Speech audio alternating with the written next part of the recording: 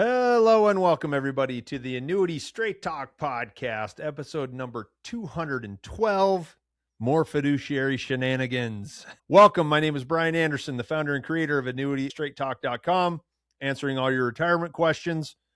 Here's a podcast, a lot of good feedback, a lot of people, hey, thanks for the videos. They help a lot. If you find the right ones, you're going to get all your questions answered. Let us know. If you got a great question, it makes a good topic. It'll give me another reason to reach out and help people.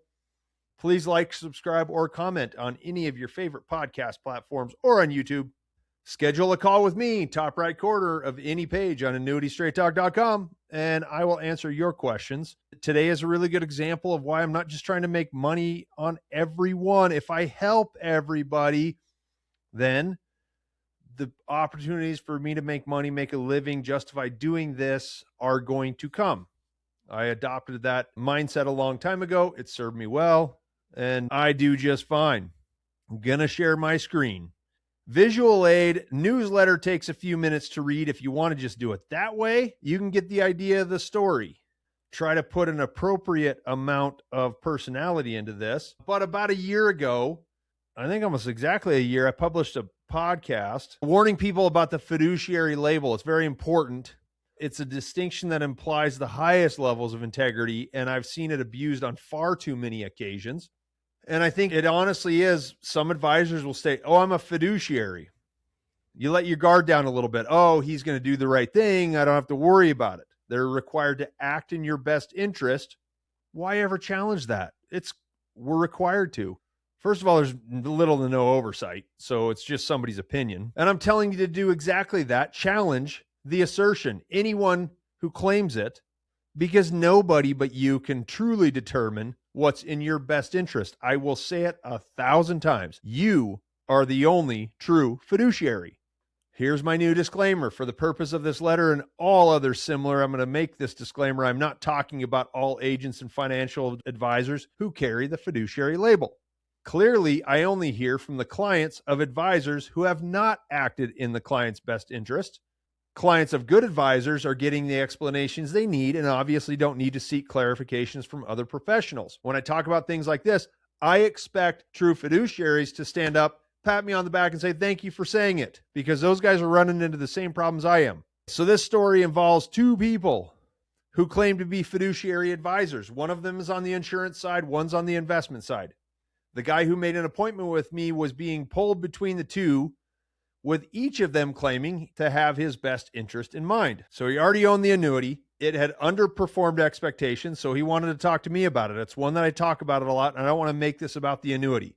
He was misled about a bonus, and it didn't grow as much as he thought it to, so he really felt like he missed out on the last 2 years of good growth in the market. Now he knows that he doesn't want the annuity, and he wants to make the right move. What can I do?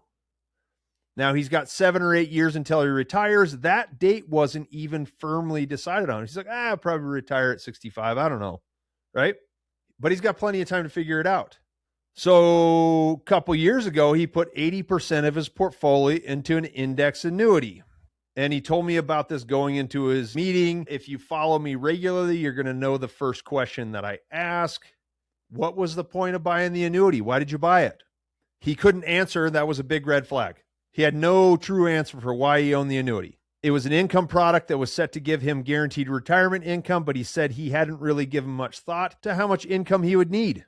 Retirement several years away, and he hadn't started with the basics of defining his goals. The guy who sold the annuity claimed to be a fiduciary, and that was enough to earn the trust of the clients. Now, if you're going to overstate potential performance on an annuity and have no clear goals defined for why you should use the annuity at all, do you guys think that's how a fiduciary should act? That's a really reasonable question. So if the guy's not able to define goals, how in the world would this advisor say, oh, this is in your best interest? When the guy made the appointment with me, he was obviously hoping to find justification for bailing on the annuity. I want to get out of it. It's not what I thought it was, and I don't even have any goals, so I want my money back. It's going to cost him a lot of money in surrender charges. In most cases, I don't recommend that unless you have goals. And he's got no goals defined for his retirement plan. There's no way for someone like me to look at that and give him advice, right? He met with another fiduciary on the investment side of things, and that's, I think, where he got the idea to surrender the contract. I piece a few things together, make some assumptions, educated, of course. And since the annuity hadn't matched market returns, then it's an easy emotional sale for the investment manager. Hey, look how much you've lost. You missed out on all these great gains in the market. You would have been so much better off under my management in the past couple of years, but paying a penalty to get out of it, top of the market, is that really in his best interest? There's got to be a better way for him. So the fiduciary who sold the annuity made a really nice commission and really isn't providing service for the contract.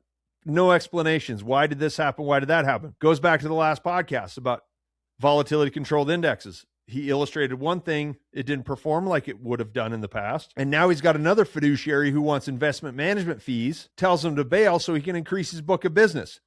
Neither of them is acting in the client's best interest, and both of them have actually had the opportunity to help.